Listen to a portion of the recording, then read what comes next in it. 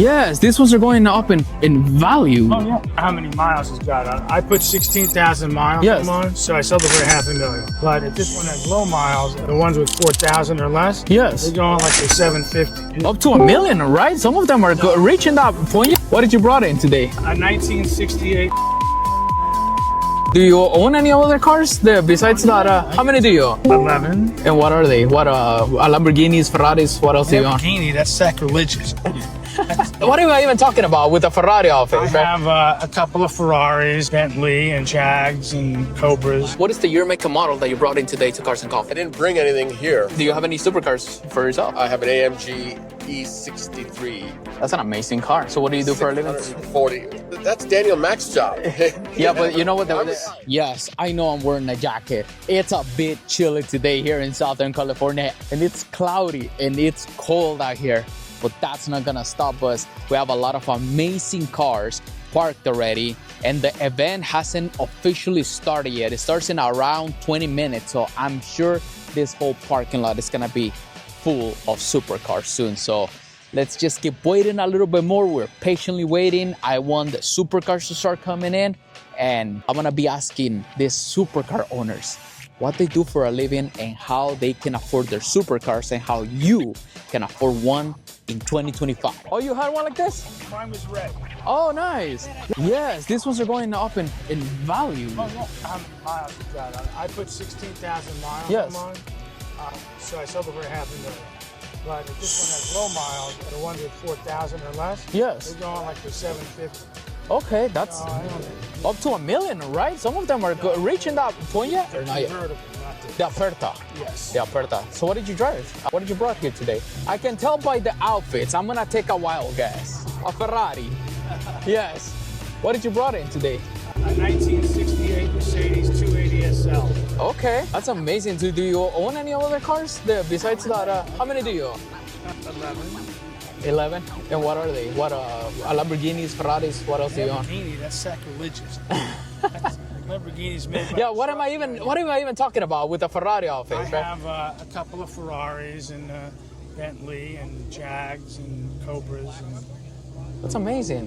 And well, you know, I was actually checking this car out, but I actually have a car channel, and I actually go around asking supercar owners for their best advice for the younger generation. Sounds like you know a thing or two about supercars and money.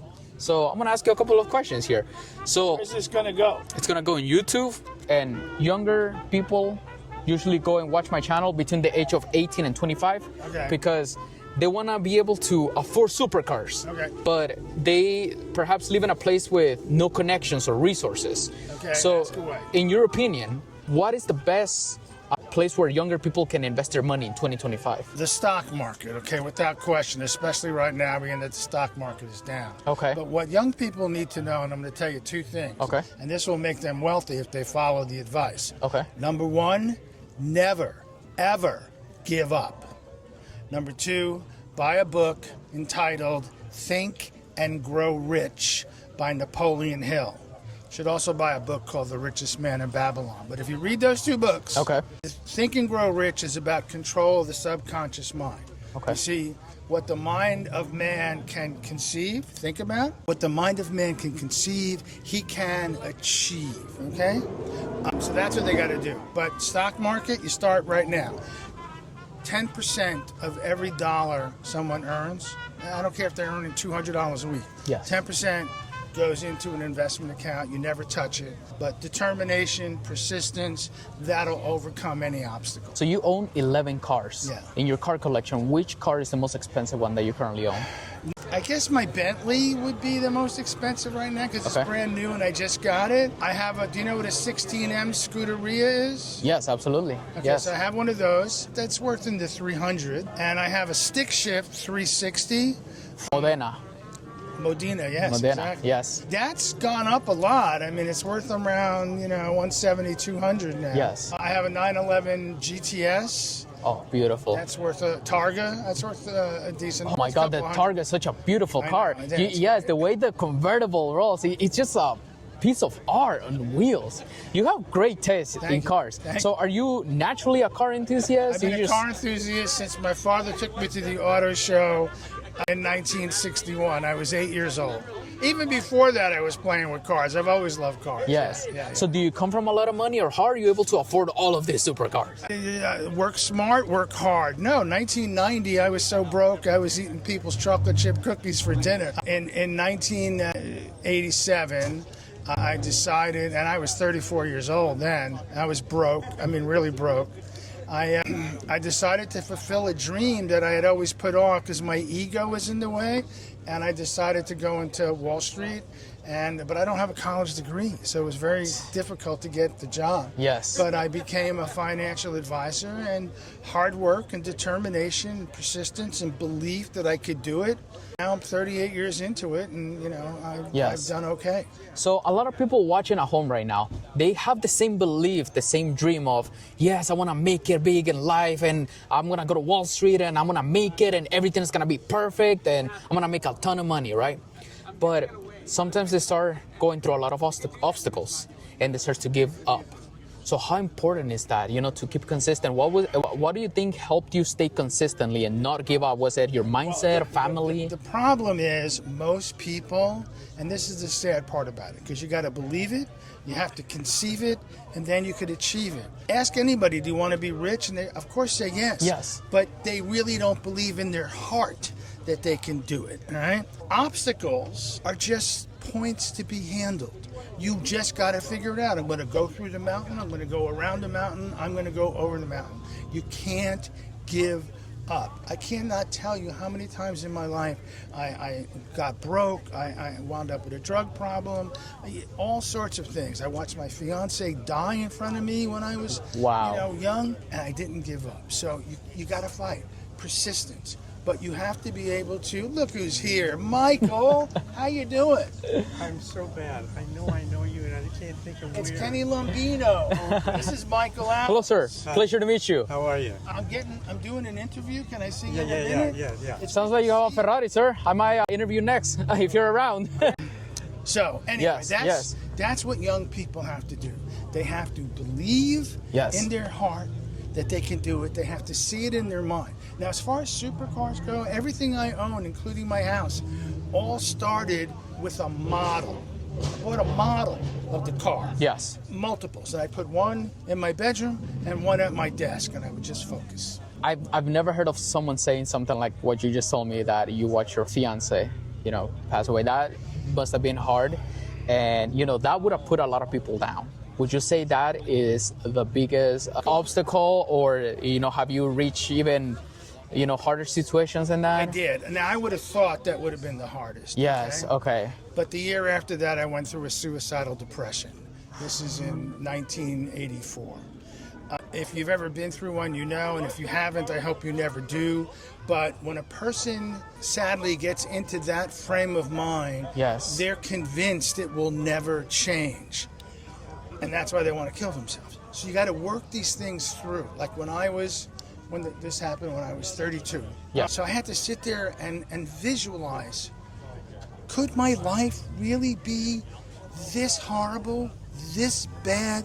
For the rest of my life, I was probably going to live to be another 60 years, right? Could it be? Yes. I mean, so that's where, again, you have to utilize tools, that persistence, and you never give up, and you believe, and you fight your way through, and you ask friends for help. You know? And I got through it. That's amazing. I'm a high school dropout drug addict. Today, I'm the senior vice president of a major Wall Street firm because I just never gave up, and I believed in myself. So you've had a lot of ups and downs in your life. I have. From being completely broke to now being the vice president. A vice president of a company in Wall Street. Man, we're getting attacked over here. So what is the most amount of money that you made in a single year? I don't feel comfortable saying that. Okay. Let me just say Of course. 7 figures. 7 figures, okay? Yeah. So what did you do in order to preserve that wealth? Because a lot of people, if they don't have the right mindset or the right mentorship, they see all of that money and then they start going crazy, wasting it.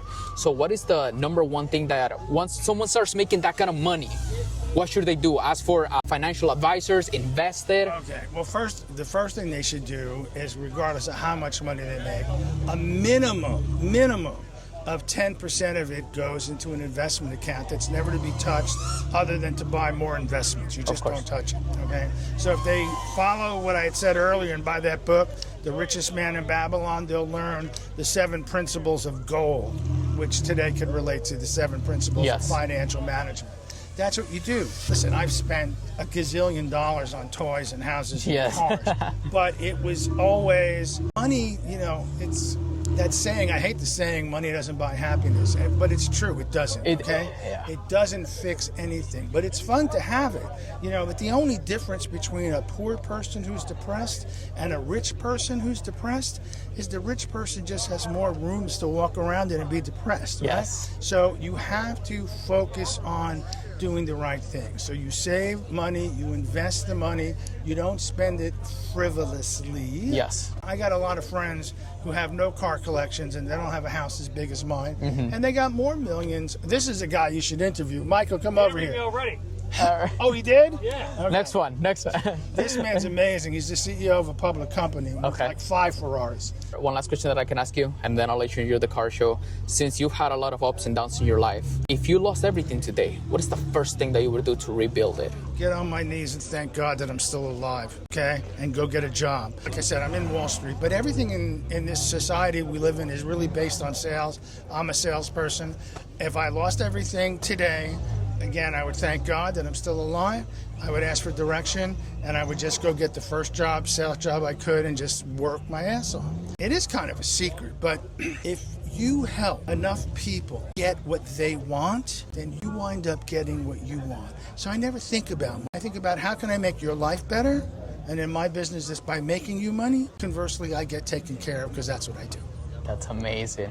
Sir, thank you so much for sharing your story, for sharing that advice. I don't know if you're going to put that in the video. Yes, no, absolutely. You could Google me or any of that. Thank you so much. What's your name? Appreciate it. My name is Diego. And yes, I was just gonna ask, do you mind if I just like maybe get your contact information? I would love to share you the links. No, absolutely not. Absolutely not. Excuse me, sir. Is this your Ferrari right here? No, it's not my Ferrari right there. Yeah. Oh, I wish it would be my Ferrari right there. But did you bring a supercar here to the car show? Yes. Which one did you brought? The FH Tributo?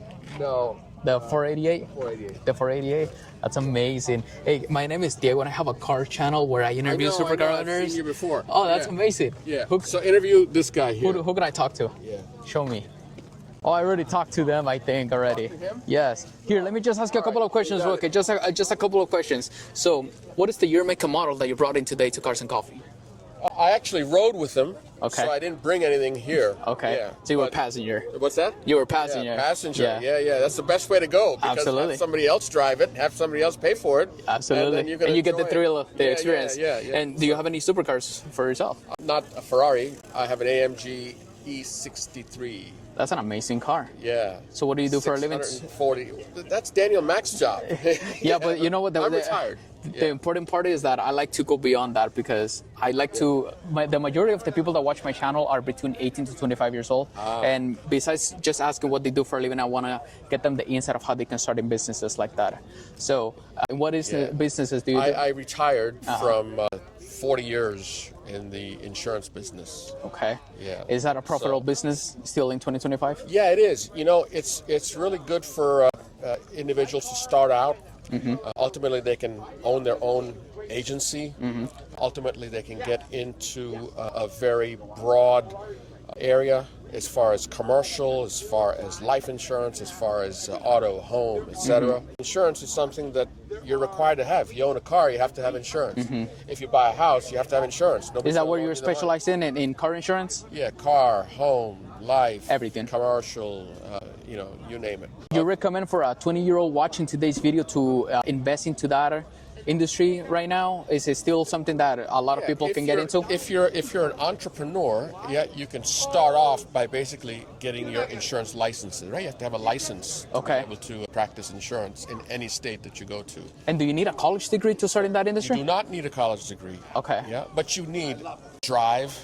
You need to be able to be a startup every day. You need to be self-motivated, etc. Mm-hmm. Yeah, and like I said, you're not trying to sell anything. You're just trying to fulfill a need because the requirement again, you own a car, you got to have insurance. You're not trying to sell somebody something, you're trying to fill a need. Of course. But you have to study for it a little bit. Obviously there's licensing involved. You have to find companies that are willing to work with you so that you can place the business with them, Yes. et cetera, et cetera. Yeah. Give me one secret that a lot of people don't know about car insurance. The best advice is shop around. Okay. Second best advice is if you have a home or a condo, or if you're a renter, keep everything with the same company. Okay. Yeah, it helps when you have a problem. Okay. Yeah, and also Everything within the same brand. everything within the same brand, if possible. You know, sometimes it's not possible. Right. But as much as possible, everybody's seen commercials, right? They use the word bundle the insurance. Well, the reason is just get discounts for it and so on. Of course. And it's always good to have a relationship with an individual at that company, whether it's an agent, whether it's an 800 number, whatever it is these days. Working on insurance for that many years, what is the craziest story that you heard? Well, there's a lot of things on the internet that you see. Yes. There's no really craziest. There's a lot of things that happen when people have accidents, Yes. when people have issues. Then you have tragedies like we're here at the beach, and you have tragedies like the fires that happen. Yes. And that's really where insurance comes into play. So a lot of people didn't have enough insurance. That was all over the news. What was it that a lot of people were struggling, and there was even stories of some homeowners saying that the insurances did not want to pay. Why was that happening? Was that true? Well, because you can't always believe in the news. Partially. Every story is different. Yeah. Every issue is different. Yeah, but it's very difficult from a homeowner standpoint. Yes. Because most people have to rely on somebody else to advise them. Sometimes, if your home is on the beach, you're not going to be able to get insurance. Yes, of course. Yeah, you're not. Of course. And if you do get it, it's not cheap. Yes. Yeah, if you live in an area that's susceptible to fires in California, you're not going to be able to get insurance easily. So you're going to have to rely on the state as an insurer of last resort. It's called a fair plan. Gotcha. Yeah, and there are limitations on coverages, and there's other limitations, etc. So a lot of people were forced to do that because insurance has become very difficult in California. A lot of reasons I can't get into right now. You don't have time. Yeah, Yes. but Florida is no different. Yes. Yeah, floods, hurricanes all the time. Yeah. So Exactly. that's why I said it's a great business to be in. It's a great business for an entrepreneur, but it's a great business to be in if you are in finance, if you're in human resources, etc. Yes. So, I'd encourage the next generation to look at insurance because very few people actually know about it. Yes. People don't the ones who do go to college never say, well, when I get out, I'm going to be in insurance. Exactly. Yeah. Actually, this is the first time that I interview someone who's in that business. That's why I'm so curious and and asking all of these questions. So that's amazing. Well, sir, thank you so much for your time. I appreciate it. Thank you. Have a good one. Thank you. For sure.